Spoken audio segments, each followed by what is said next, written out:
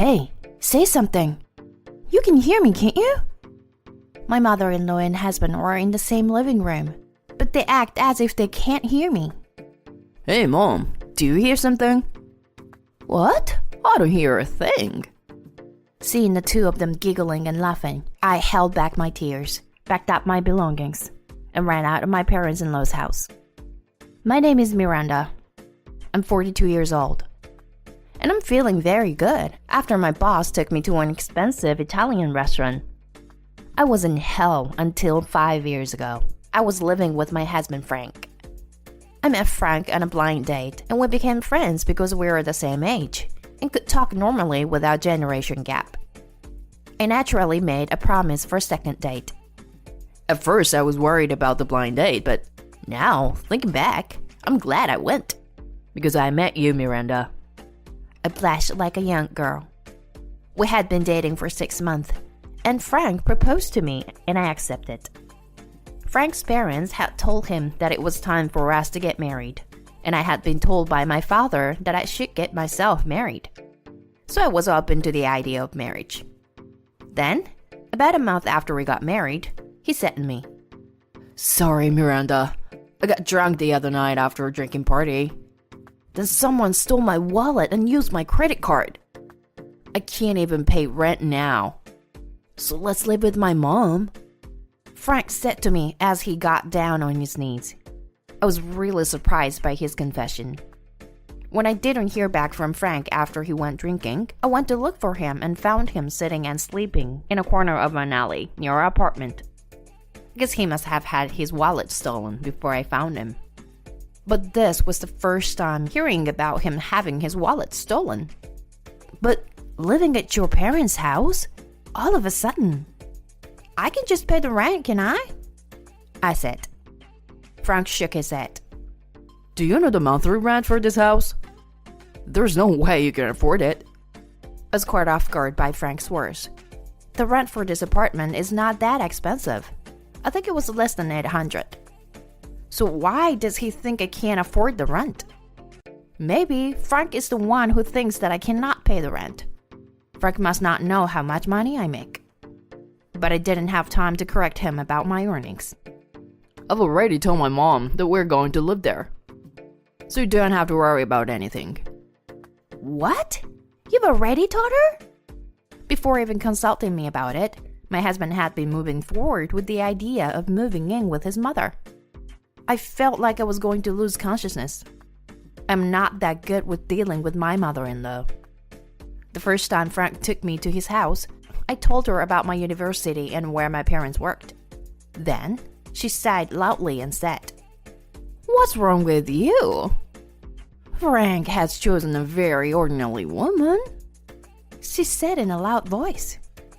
At that time, Frank went to the kitchen to get himself another cup of tea. So I am sure he did not hear his mother said that. I was so surprised to hear my mother-in-law's words that I froze. It is true that your educational background and the place of work of equal science may be important, but I don't think you can know everything about a person just from that. However, my mother-in-law felt like she knew everything about me. When we got engaged and I went to visit her again, she raised an eyebrow and said, "I'll allow you to marry him, but don't be a burden to Frank," she said to me in a very spirit way. My mother-in-law must really not want me to be Frank's wife. I felt heavy at the thought of living with such a mother-in-law. It seemed that my mother-in-law's personality would not change even if we become a family. A few years before I met Frank, a man who would become my father-in-law couldn't bear to live with my mother-in-law. I heard that he divorced her because he couldn't take it anymore. When I asked Frank what really happened, "Who knows? It happened after I left home, and it was probably out for some stupid fight," is what he told me. And it didn't seem like he thought too hard about his parents' divorce. I'm sure my mother-in-law said something out of line. From the first time I met her, I didn't have a good impression of my mother-in-law. And my uneasiness turned out to be right on target. When Frank and I came to my parents-in-law's house on the day of our move-in, my mother-in-law said to Frank, "Welcome, Frank. You can go rest in the living room. I'll bring you tea and snacks." She invited him into the living room as if she were welcoming a small child. But to me, she said, "Can you put your things away already? I'm accepting this sudden move-in with you, you know." She glared at me as she said it. I don't know why she was so mean to me, but I had no choice but to instruct the moving company to move my belongings and unpack afterwards. I was sure that Frank would take care of his own unpacking, but he came to see me how much progress I had made and said, "Oh, you haven't finished unpacking my luggage at all. Usually, you would unpack the husband's things first, no?" He said something crazy like that. I didn't want to get angry at him as soon as we moved in, so I said, "Well, I didn't know where or how to put your stuff." He said, "I guess that's true," and started to unpack his own luggage. After a while, my mother-in-law came to check on us to see how we were doing. "What a lousy wife you are, making your husband do all the work," she said to me. "I don't think it's right for a husband to leave everything to his wife." I was worried that I wouldn't be able to make it like this from the first day. But I knew I must not give up. In the first place, I had no idea why I was doing this. I didn't say anything in response to my mother-in-law's words. I think she's getting carried away and making fun of me. If she says something to me again, I will say it back to her. However, that decision may have been wrong. It was after we had finished unpacking, and Frank and I had left for work. Frank's office was closer to the house compared to my office. So, even if we had the same regular work hours, Frank would come home earlier than me. So there's no way I can come home earlier than Frank and cook dinner for him. When I came home later than Frank, my mother-in-law said to me, "Miranda, why don't you try to cook dinner for your husband?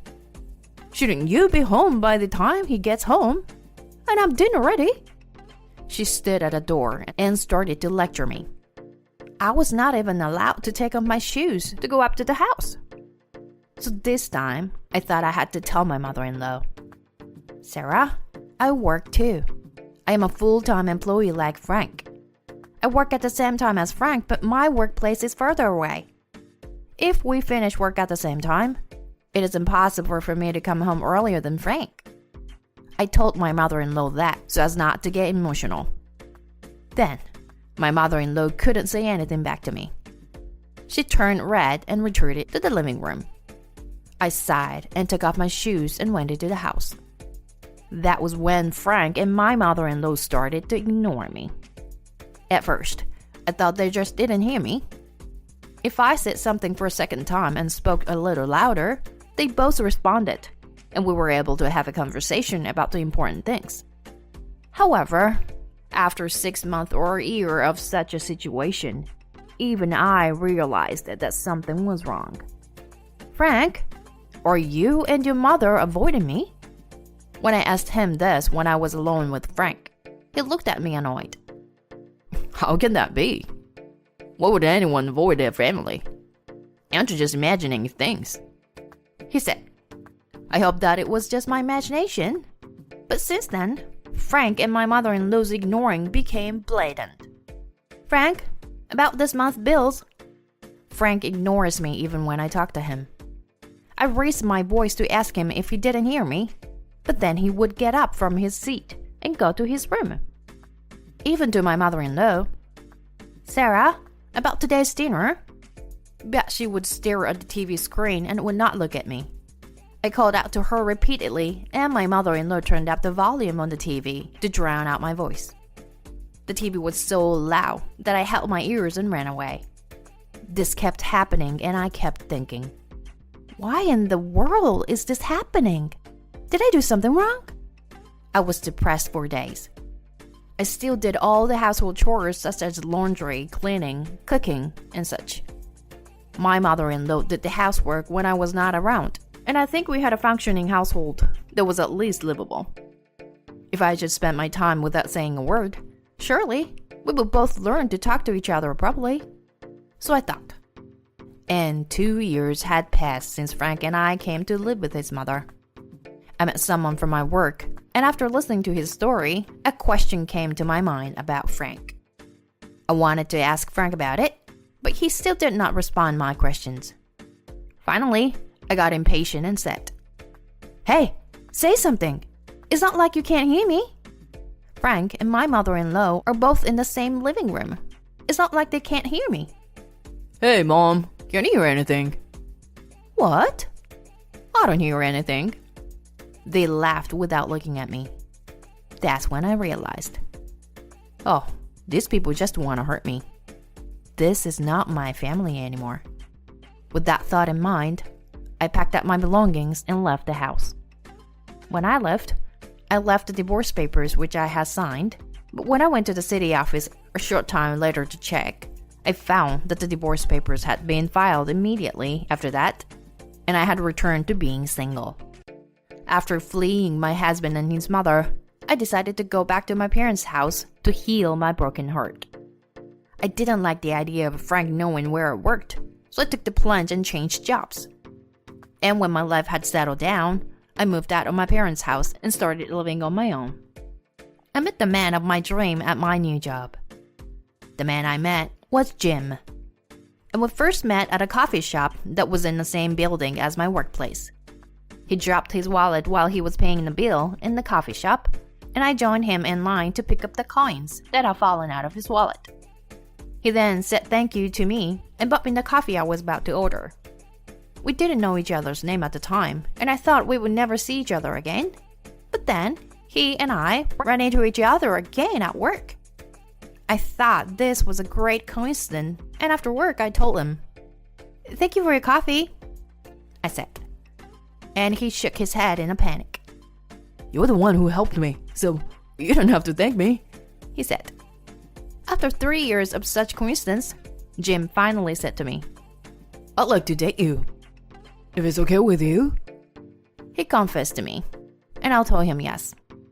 With my ex-husband Frank, I met him on a blind date and I got married before I had much time to get to know him, which was a terrible experience. But with Jim, I had 3 years to get to know him. So, with peace of mind, I decided to go out with him. He trusted me too. Then he asked me to move in with him first, instead of getting married, so we started living together. Then, 4.5 years after Frank and I divorced, Jim and I got married. We decided that there was no need to have a big wedding. By that time, I had forgotten about Frank. But then, Frank contacted me for the first time in a really long time. I had forgotten to block his number because I had not even heard from him that I had filed for divorce. The wrapped text said, "My mom passed away. Come to the funeral." Why would I, the ex-wife, whom he divorced 5 years ago, have to attend his mother's funeral?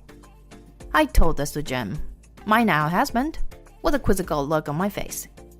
He said, "Do you want to go just for the wake?" "I'll go with you, because you've been a part of their life, and now you're my spouse," he told me. To be honest, I didn't want to see Frank, because I didn't want anything to do with his family again. But I also didn't want them to think, by not attending my ex-mother-in-law's funeral, I was just like them, by ignoring them. Besides, I have nothing to worry about if I have Jim by my side. It's not likely, but if Frank is trying to get back together with me and wants to invite me to his mother's funeral, I can deny the possibility completely because I have Jim. Looking back, I can't say that I've done anything about Frank's relationship, but ran away from it. Now I can finally put my past behind me. So I went with Jim to Frank's place. We were dressed in mourning clothes, like everyone else, and when Frank spotted me among the mourning people, he approached me with a grin on his face, unlike one at a funeral. I hadn't seen Frank in 5 years, and his face looked a little fuller than before, perhaps from inactivity, and his smirk was eerie. "Hey, Miranda, you haven't deleted my number. So I guess you still have feelings for me, right? You really wasted your time too, didn't you? I can't believe you ran away from home and divorced me over something as trivial as that. I'll let you come back if you beg." I was clearly uncomfortable with the look on his face. And he looked next to me, and suddenly his smile disappeared. Jim stares at Frank with a cold stare. Do you have a problem with my wife? He puts his hand on my shoulder as he said this. Seeing this, Frank's face turned pale and he began to shake. Boss, this is... Whoa! I tilted my head. It is true that Jim is the president of the company I work for, but I had no idea that it was related to Frank. What is he talking about?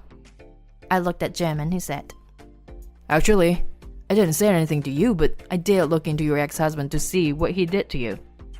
I found out that this man had been fired from his previous company and that he had embezzled money. My eyes widened. The reason I distrusted Frank when I was married to him was because I happened to hear about his job from someone who happened to be a colleague of his and an acquaintance of mine. Moreover, when his embezzlement was discovered and he was charged with money, that was when Frank told me we were going to live at his mother's house. It was then I realized that Frank was lying when he said his wallet had been stolen and his savings were empty. I tried to question him about it, and both he and my mother-in-law kept ignoring me, so I decided it was too much and ran away from home. So, he was hired at a new company, and that company does business with our company, and he's in charge of it. So that's why Frank is now pale and has beads of sweat on his forehead. And he just made a joke to the wife of the president of a major company that his company is now doing business with, that if she begged, she would take her back. Then Jim, who was standing next to me, said, I've turned a blind eye to what you've done to my wife. Miranda and you are already divorced, and you were an employee of a business partner to me. And I try to keep my personal and work business separate. Oh, okay. Thank you. Well, can you pretend that I didn't say anything? He was acting all high and mighty towards me, but after he saw Jim next to me, he was shaking like a little animal. I looked around. Besides Frank and his relatives, Frank's boss from the company he works for was also there. And he too came up to us, looking flustered. I never thought I'd see you here. What's wrong, Mr. President? Asked Frank's boss, wiping his sweat with a handkerchief. Jim sighed. To tell the truth, my wife divorced this man 5 years ago. And he and his mother had been picking on her for about 2 years. I followed her here because I was worried about my wife. Frank's boss said, are you kidding me? And grabbed Frank's shoulders. When asked, Frank replied, His eyes were shifting left and right. It was ridiculous how tiny Frank seemed compared to when he first came up to talk to me. And when I attended the funeral with my wife, he immediately said that he would remarry her if she begged him. I'm really glad I followed my wife here, Jim said. Frank's boss then said, What the hell did you do? He grabbed Frank by both shoulders and shook him. I don't want to humiliate my wife any more than I already have. So, we're going to leave now. I don't mean to speak ill of any individuals, but this family has done terrible things to my wife. So I don't need to say anything else, do I? Jim's words were answered not by Frank, but by Frank's boss. Yes, as you wish. I'll make sure to scold him. Frank looked like he lost everything. I wonder if he could serve as a funeral pallbearer in that condition. But it was none of my business or Jim's business. Jim and I decided that there was no need for us to be there. So we left. And a few days later, Jim told me, I actually got a call from that trading company. It seems your ex-husband has been laid off. I was surprised.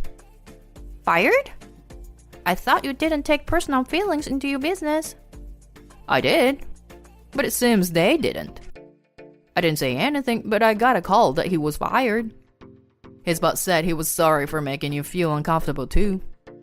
Apparently, he had been running up expenses at his current company, and that was a deciding factor in his termination. I sighed. It's terrible that I was married to someone like that, I said, and Jim laughed and said, Well, That divorce was the only reason I met you. I'm glad he divorced you so quickly. I laughed and said that's true.